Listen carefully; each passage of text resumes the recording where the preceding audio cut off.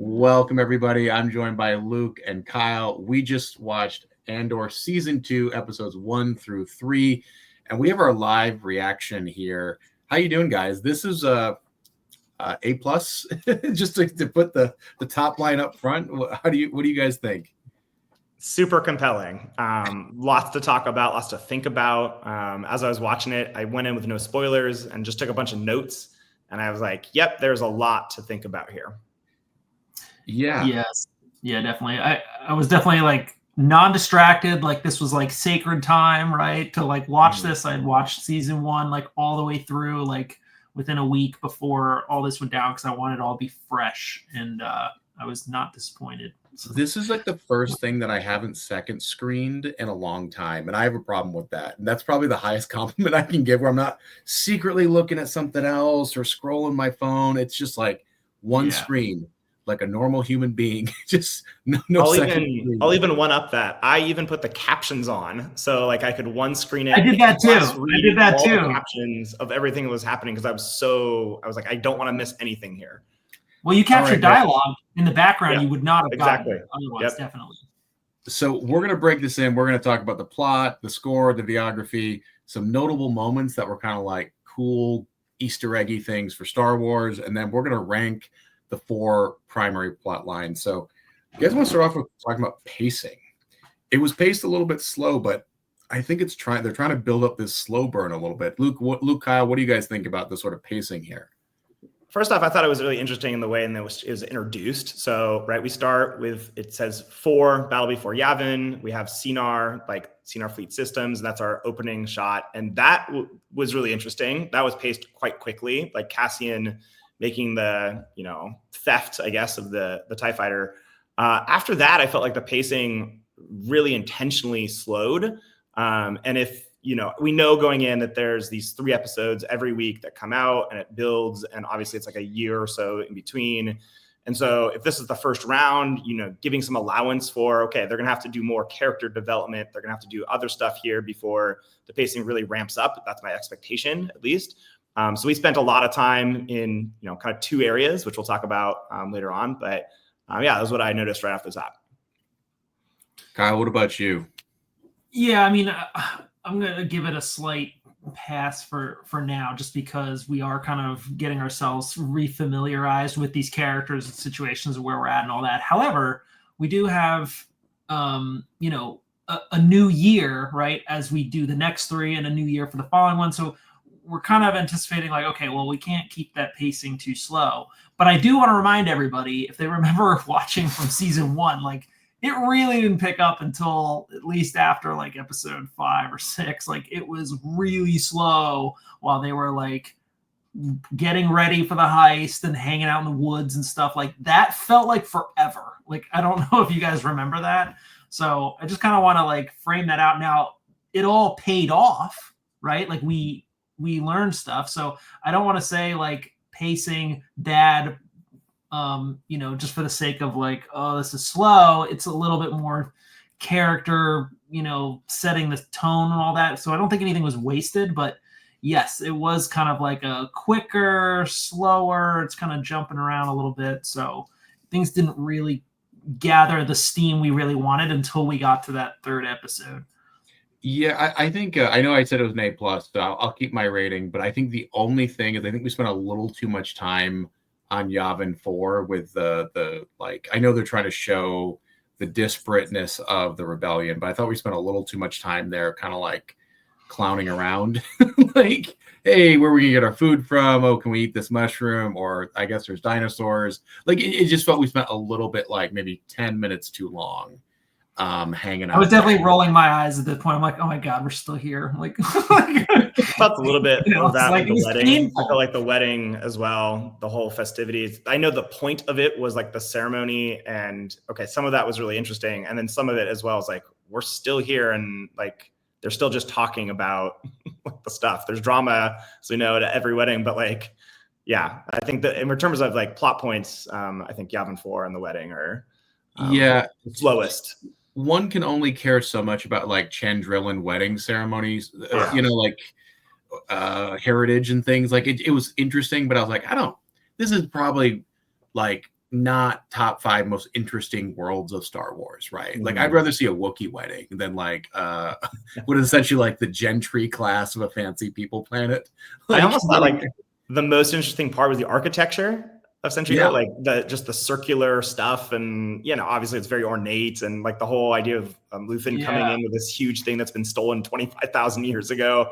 All that is like, yeah, okay, I'm in on that. Just the elaborateness is it has this like medieval, but then like Japanese, and then it's got this kind of retro futuristic minimalist vibe blended in there in this like Swiss mountain sort of area. Like it was a nice plot device to force all of our characters together to like hang out with each other in sort of this natural setting where you can believe that like, oh yeah, Luthen would talk to Tay and Tay would talk to Mon, and like it gives you like a nice device to tell this story.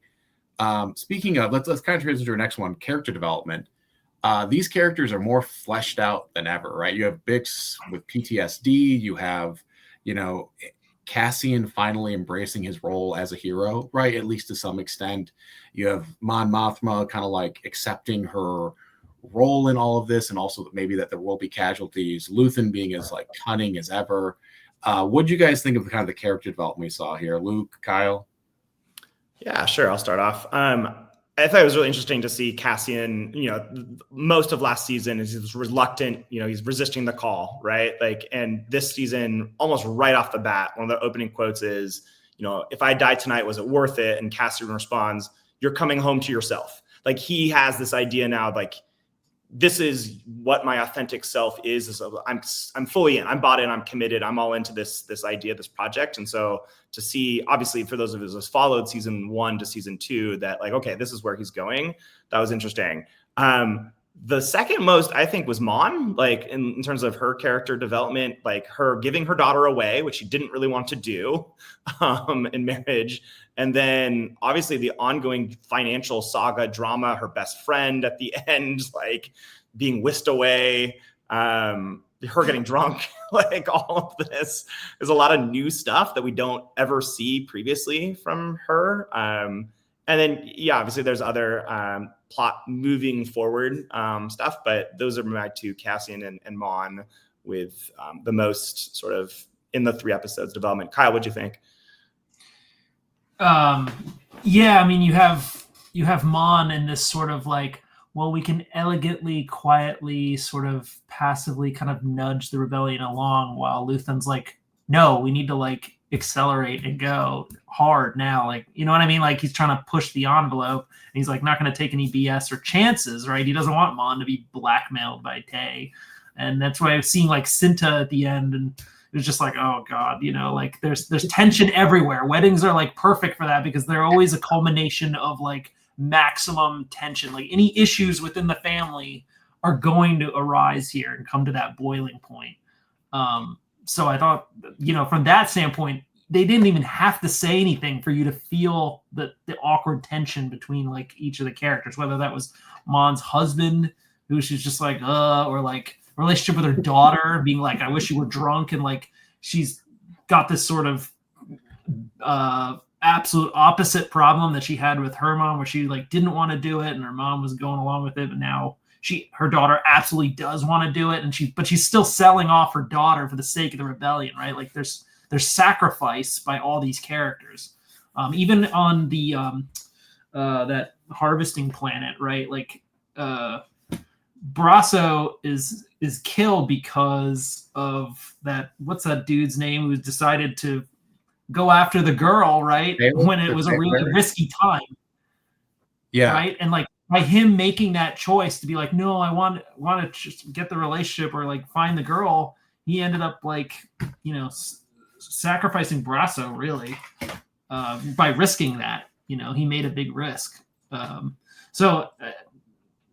Character development wise, for me, I could feel the most tension out of that wedding stuff. But the Cyril and his mom thing was just like, I was just laughing the whole time. Like that was so. I was like, oh my God. I was like, how many people can relate to this kind of awkwardness with, mom or mother-in-law at the table kind of thing. I actually think So that's funny. like one of my favorite things, like Deidre like standing up to his mom in a very scary way. That was like also very relatable. I was like, okay, cool. Well, I respect Yeah. you a lot. Question for you guys: do you think we're going to see Tay's fate on screen, or do you think it's just going to be something like he's taken care of, right? It's like an off-screen fate. Because I actually think that like they've started the precedent, like big characters or minor characters are going to disappear without much fanfare. Like Brasso didn't really have like a goodbye speech or anything. He's just dead in a field, right? And then they moved on. Well, it was a cool shot though, that stormtrooper where they like kind of zoomed in and you get the shot, but then Cassian comes in and hero of the day, but we don't really see what happened. But I thought that was really interesting, considering they decided to go with a stormtrooper that's super accurate while a speeder is going away at like 500 yards away and escaping. Like this one dude gets it. I wonder if they're trying to counter the narrative that stormtroopers have bad aim, like because that was quite a serious moment. I was like, okay, this guy clearly could pull that off. Like that was impressive. No, I think that's the last we've seen of Tay. We're not seeing him again. He's riding off into the it was just like a lucky one-off. Yeah. Yeah, I mean, I think you're right. I don't know really what like showing Tay begging for his life in a cave really does, right? Like, I don't think that adds anything. I think we'll just hear in a year that he died in a vehicle crash or something in the next episode, which I think is going to have a time jump. So I think Tay's been taken care of. I actually thought his character was just kind of interesting. Like he was obviously in love with Mon and now he's getting divorced and like lives alone and like is still part of this gentry class, but it's like a poor gentry now. And it's like this fascinating, like fall from grace as kind of this victim. I don't know. He's not really a victim. No, but not really. At the end of the day, like he decided made bad investments. Like I want to be whole. Like I want to get rich. Like at the end of the day, he's still like an elite dude and like wants his cut of this joyous bounty that everyone seems to be getting around him, right? Like the elite don't want to fall. Like they don't want to lose what they have. And that he's not about the rebellion that hard. He's like, okay, I played your game, but like, I'm losing money. Like, I want my money. I think it's a good reminder that like never forget how jealous the 1% are of the 0.1%, right? Like, hey, I only have a Porsche and you have a jet, right? Like it's kind of like there's still class conflict among like the extremely wealthy. All right, let's move on to the score. I thought that this was the scene of Mon Mothma dancing away her fears. I would get that on tape, right? Like I would play that right now if I knew how to do that. Like that. Okay, but was that not in a way like somewhat relatable? Like at some point in your life, have you not like hit the dance floor a little hard just to like kind of forget what's going on? Like, come on. Like I was just like, oh yeah, I've been there. It was like spiraling out, Just the DJ droid hitting the new age hits that the kids are finally into versus like the old stuff that the wedding is based on. Yeah, all of that is very high that was school. a nice contrast of the very traditionalist wedding and then this sort of like new age hip dance party at the end, which frankly lines up with most of the weddings I've been to as well. Kyle, any thoughts on the score? I know you're a big guy. Nicholas Britell's score of all of this show just never ceased to amaze me. I think, for a long time, people were just like, oh, there's John Williams and that's it. And there's nothing else. And, The Mandalorian kind of showed we could do a little bit more. Michael Giacchino did a really good job with Rogue One as well, considering like, how are you supposed to live up to John Williams, right? Like a man among men of legends, right? But they did, and they made great music. And Mandalorian, I forget the guy who does that music, but Nicholas Britell. I mean, I listen to this Andor music like in my free time. Like it's really powerful. It's good. It's edgy. It's kind of like uncomfortable. You can tell there's like unease to it. And yeah, it's awesome. I think it hits all the right notes for me. I don't know about you guys. It's very like un-Star Warsy, like not like John Williams' score at all, right? So no, not at all. Yeah, it's very different from like a feature film, like callbacks to previous stuff. We haven't heard any of like the usual standbys of like the notes or anything like that. It's much more original. It's kind of reflecting the show itself. I almost don't notice it as much because it's like just so ingrained as a part of what's actually happening on screen that it obviously adds to it in a way that you don't go out of your way to be like, oh, that's music is cueing me to something. I 100% agree there. And I think that like the original Star Wars is the very like, this is a grand space opera, right? Yeah. Like, welcome to this universe. And we are dialed into a set of characters that all have interesting motivations and interesting things to say and viewpoints, but we're like very dialed into a specific sector of this universe. Mm-hmm. All right, next thing on our list, I think, Kyle, you're a video guy, so you're going to have a lot of thoughts, but sort of the videography and how shots came together, the contrast, the colors. I'm not usually one to sit here and like marvel at it, but this is like something that if I could watch this in an IMAX, I would, right? Like, I think it's... Yeah, well, if seeing an IMAX, right, like that would be amazing, especially the scenes on Chandrilla, because the set size, they had all these long walking shots, like in front of Mon walking through, from the landing pad through the hallways to the ballroom, all this stuff. And these were like really long shots to kind of give you the sense that like a lot of people were there conversing. There's like a lot going on, right? And I think that's why... And they didn't like green screen it, right? Like this is I think one these of were the built cost of sets. Andor was like, this is all real, actual built sets, which is really impressive. Yeah, it's really grand, and you could tell that like the costume designers must have had a field day, right? Oh man, yeah, like incredible sort of soft, delicate, like but high end, kind of earthy, rich aristocrat sort of vibe with the flowers, like the Japanese kind of flower things going on, and like it was quite a set. I'm sure they spent a pretty penny like doing all that. And I think that's why some of those shots kind of kept going on, because like they had the budget to like pull off stuff that we haven't been able to see in some of these other shows where they've really trimmed the budget, where it feels like they're on a little set, right? And a little green screen. Like the Acolyte felt like we were watching something that was built in somebody's garage sometimes. Like it was just felt really closed, whereas this just felt really grand and large, the scale.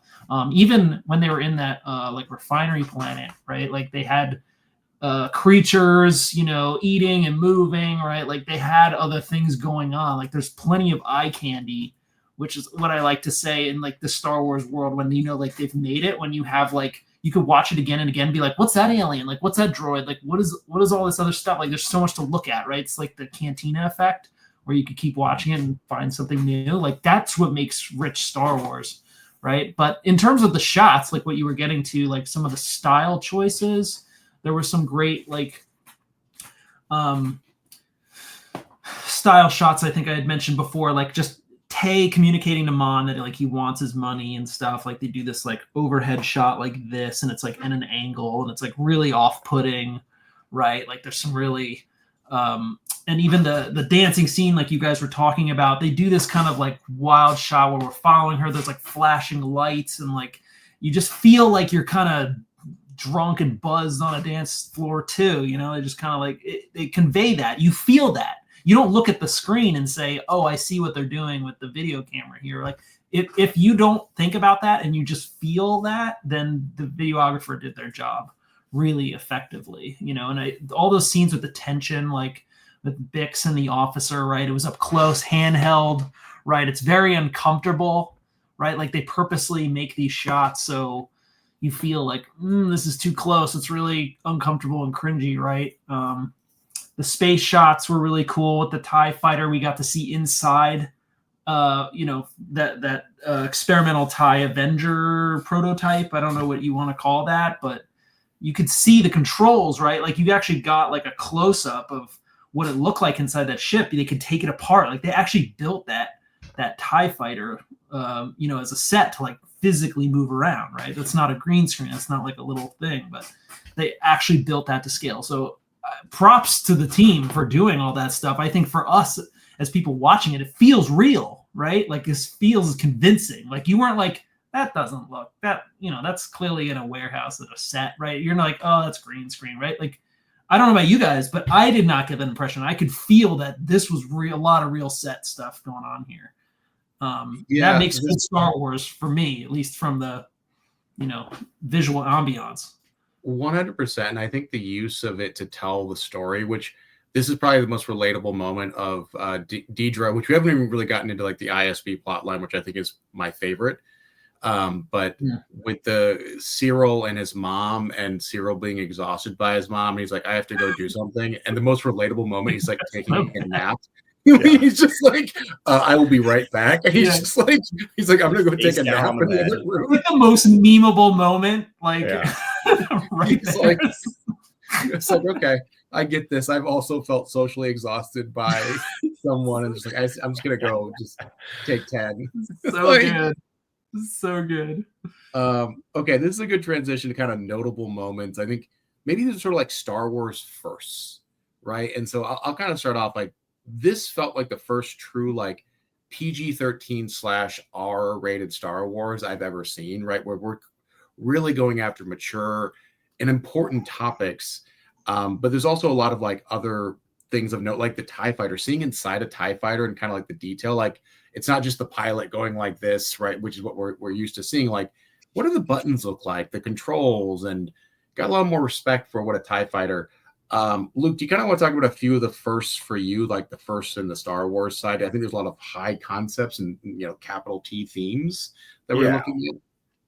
Sure. I mean, obviously, as a social studies teacher, my lens in which I view this work and the time in which it's released, I think, obviously is influenced by that. I think the idea of, just clearly right at the top, undocumented labor, which is being investigated by the Imperials, and possibly allowed, possibly not, fleeing, all that, as you pointed out, like authority against women's bodies and using like rape or the possibility of rape as a weapon.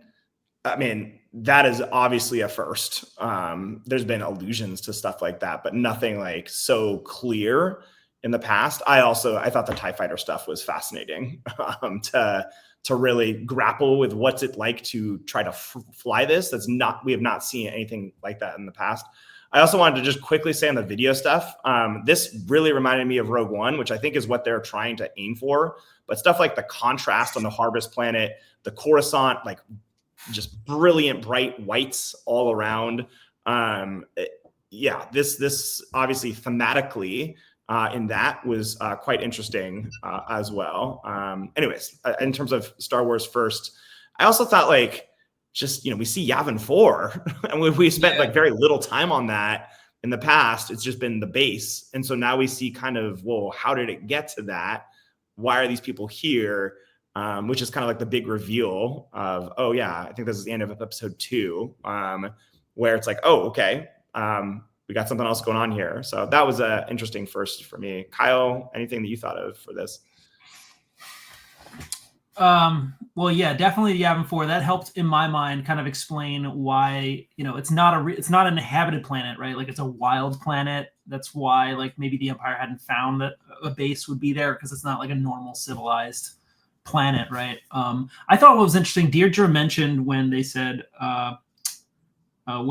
where she like was raised was in this like Imperial kinder block or kinder care or something, and that was just like there's something really like deeper there, because if her parents were criminals, or for whatever reason kids were taken, right, they just get funneled into this like raised by Imperials from birth, right, or young kids like all the way in. Because I was wondering, well, they're not using clones anymore, right? They're getting people, I guess supposedly we've only seen up to this point like recruits or people that actively like feel strong for the Empire. But if you were raised by the Empire and indoctrinated by this like Enlightenment crowd and propaganda machine, that we got some really big insight into like, oh yes, they have big meetings about how they're going to convey their message to convince people of, why the Empire is great and needed. There's like a lot of pieces coming together that are explaining like maybe some things we've kind of thought about, but just kind of like, assume they're like actually putting things down. So question for you guys: what are the chances that Deidre's parents are still alive and are like actually part of the rebellion, and that's going to be a reveal, and that's going to be like a thing, right? Because it was just very convenient. They're criminals. They're dead. They're gone. Like when she was 3.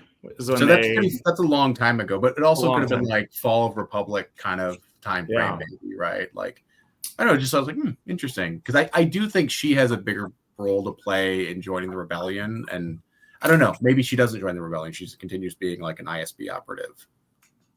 Well, the Gorman thing is an Easter egg from another storyline where we find out the Gorman massacre becomes ultimately like the catalyst for like the rebellion, like really catching on, right? So she's basically implying we need to have it seem like there's rebel activity there strongly, so we have a reason to come in and attack with our full army and navy, and so we can take this Calkite out of the system, even though it's going to destroy the system. But we want them to want us there because of these rebels, right? But they don't.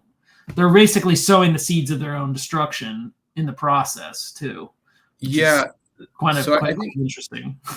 One of the big observations I had, and this is like something season 1 did as well, but it's this move from space campy to space realism, right? Like it's not just hitting a button and we go into light speed, right? It's like, oh, there's actually components that go into this, and we need to have our like paperwork in order to get a work permit. Fuel, right? The idea that like energy independence is something that is said, and like this is that's very interesting.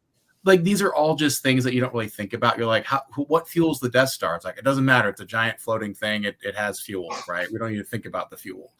And so it just reminds me a lot more of something like almost like The Expanse, where it's like, okay, we're going to move quickly. Actually, make sure everyone's like strapped in. Otherwise your eyes will come out. Like rather than just like hitting a button and we go fast, which I actually kind of like appreciate, because I think it world builds a ton. Any kind of final thoughts here before we go into kind of ranking the plot lines? I got kind of 4 major plot lines, and I'm curious to see what's the most interesting and least interesting to you guys. I would say final thing, and this definitely dovetails with maybe a transition right to the plot lines, is I wanted to mention that kind of the ongoing or the upcoming PSYOP, like the kind of false flag, they're planning the Imperial Security Bureau of the massacre of the Gore. And so like we have all of this about like reasons why they're going to have them there. Deidre like basically explaining her philosophy on this kind of tight-knit group of people that are involved, or again, you can't talk to your superiors, you can't talk to your colleagues, it's like all of this setting up this, which is again, like in terms of thinking of like current parallels, modern stuff of like, you have to obey this rule. We're going to make it so that you believe this one thing. To me, again, in terms of Star Wars first, the actual planning behind that and seeing the way in which they're hoping to make this happen is pretty interesting. So I think that, Matt, that goes right to, again, our ranking of plot lines here. Okay, so I'm tracking.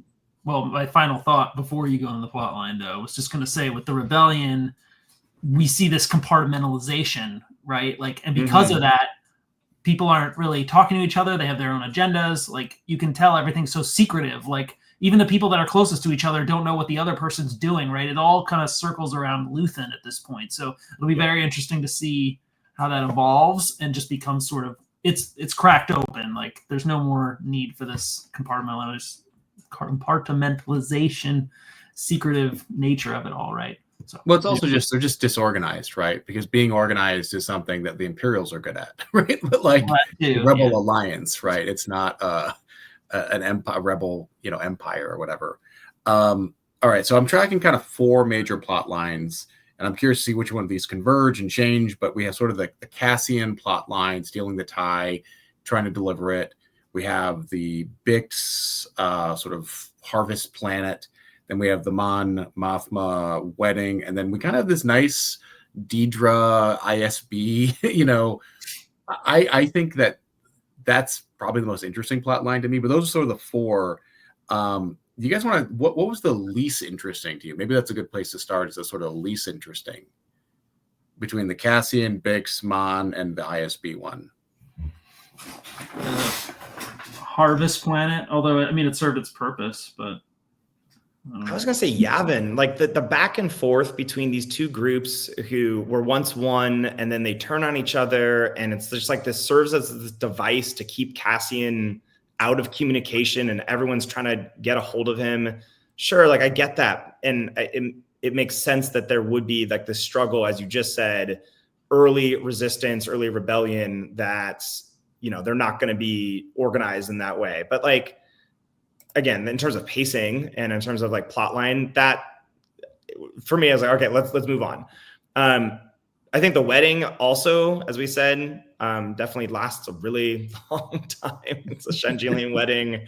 At some point, you're like, okay, where are we going? It's also just so political. It's so sort of diplomatic and like, let's just talk about stuff as opposed to seeing any sort of action.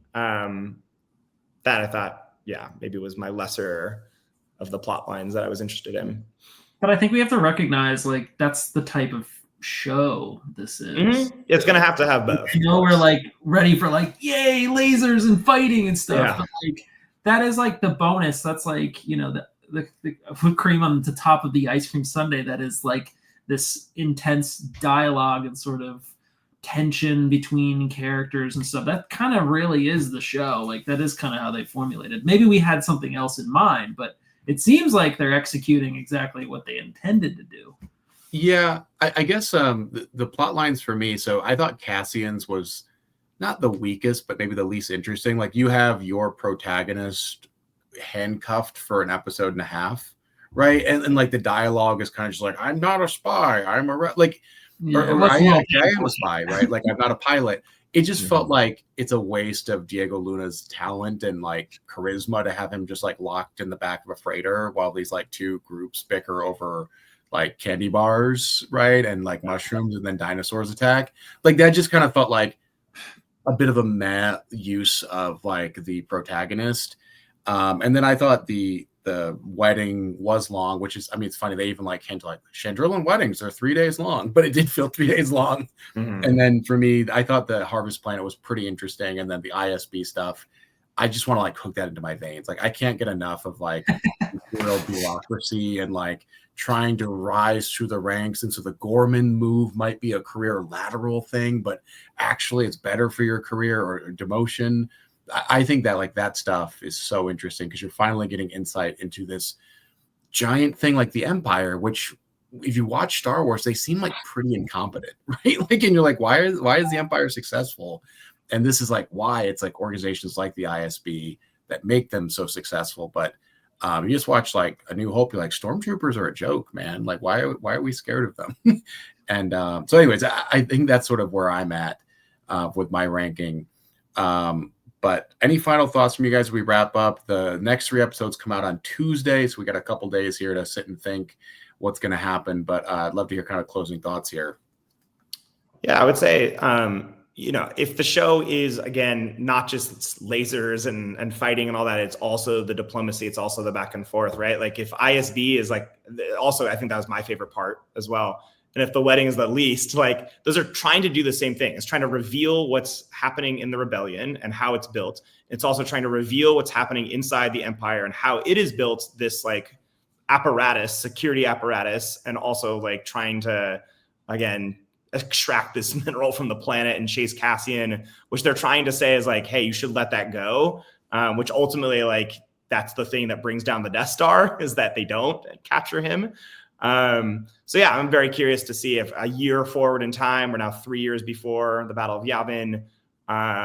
What are these characters doing? Where are we? Yeah, it's like watching a new movie every week. I 100% agree. Kyle, anything to wrap us up here? Yeah, I was just going to say, well, first of all, anybody who's doing like the encyclopedias or cosplay or like likes the background stuff, this show clearly is already going to be a very rich resource for years to come for people to pull, costumes and details like the TIE fighter we talked about and some other locations and planets and stuff. So that's really exciting, like, for that stuff to build out on that. But I'm really brought in by your idea of like, this is space realism versus that, campy space where we were at. That was really like at the it's like something I've been just kind of toiling around since you've said that. But we can tell though, Tony Gilroy knows what he's doing. He's proven that he can run with this, and we have a fantastic cast that is convincingly executing their characters to the point where we're not like, ugh, this is bad acting, or like, who's this cat? Like, none of that has ever been brought up, which is really, really good. And I'm very thankful for that, given that we've had some duds come out. We don't need to go through that, but this is already hitting at a much higher caliber, and this is the kind of Star Wars like fans are receptive to right now and really resonating. So I hope that they can take cues from this moving forward when they consider developing plans for future projects. That this is a good direction. I think I'll close with just saying, like, I want people to enjoy this show because you're watching a masterclass in storytelling. You're watching a masterclass in sort of how to do not just Star Wars, but a spy thriller, how to do modern TV well. Yeah. Take notes, guys, because this is like how to do it correctly. And so, hats off to the team. They've done a great job with this. We'll probably be back to do this 3 more times. Folks like hearing our insights. But that's all we've got for today. Love to hear your thoughts, what you thought of the I was going to say what you thought of the Empire, but what you thought of the episode. You could also say what you thought of the Empire if you get this far. But that's all we've got, guys, and we'll catch you later. Take care.